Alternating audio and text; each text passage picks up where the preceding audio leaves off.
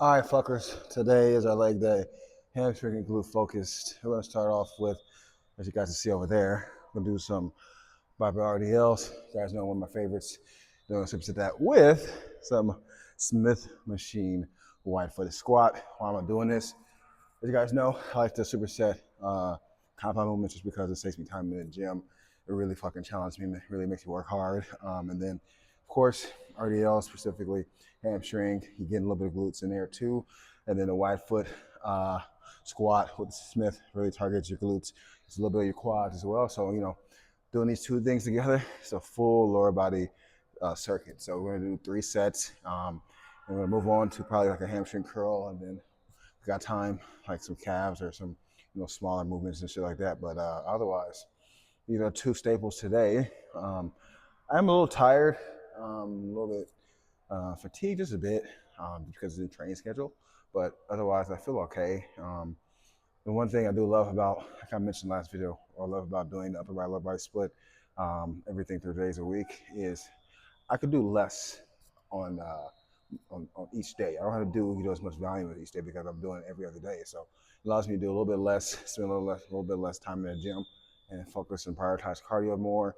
So I'm still doing the same amount of volume I would doing like push-pull legs or upper body, lower body, but I'm spacing out more so I can just do less in the gym. Same amount of volume, same intensity. It just allows me to do more cardio because I'm like literally done like 45 minutes, and then I can do higher cardio. So you know what I'm saying. So that's why I enjoy doing this way. Now I will say towards the end of the next 4 to 6 weeks, my body probably will be fatigued because I'm only having one day of rest period for upper body, lower body. So that does become taxing, fatiguing, versus doing like push-pull legs. I have 2 to 3 days of rest for each muscle group. But I made most of my gains doing it this way. And then after I did that for like 4 to 6 weeks, not 4 to 6 to 8 weeks, I switched to a different training method.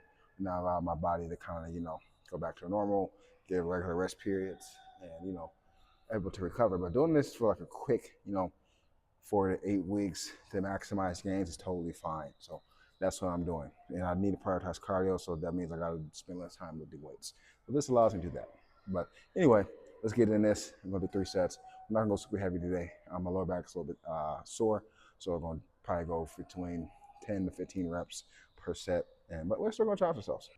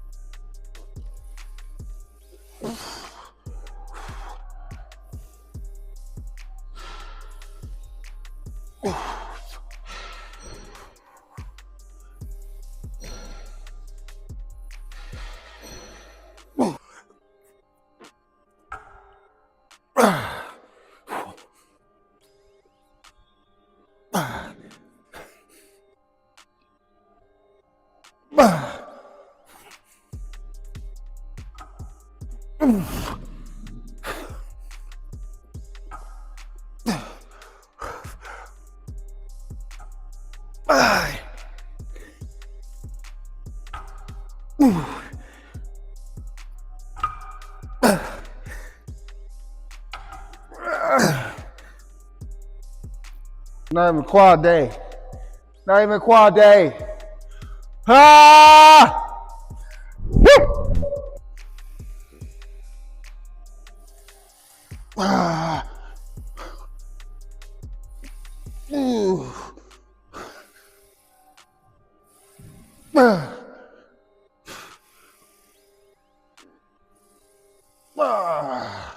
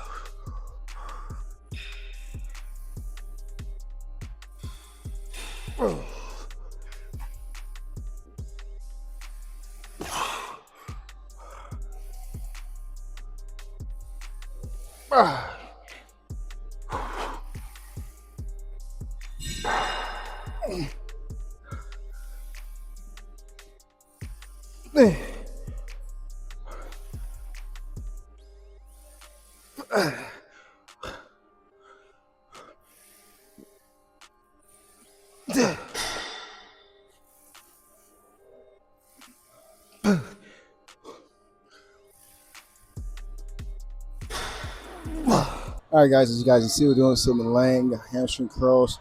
I already did seated hamstring curls earlier this week, so I'm going to switch up a little bit.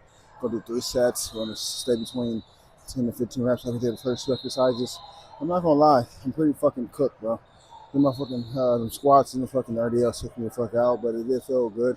Going a little bit lighter. My lower back is not as sore as it usually is, so that's why I did what I did. And everything's a drop set, of course. So I'm feeling pretty damn good, I'm not going to lie. Maybe because I got the Superman shirt on, you know what I'm saying? Maybe that's where the little extra energy is coming from. But like I said, 3 sets of these should be simple, should be easy, effective. So we're going to challenge ourselves, you know, probably do some punch reps at the tail end of the last set to maximize our gains. But most likely this will be the last thing we'll do. My fucking quads look nice. It's only quad day, so that's always a plus.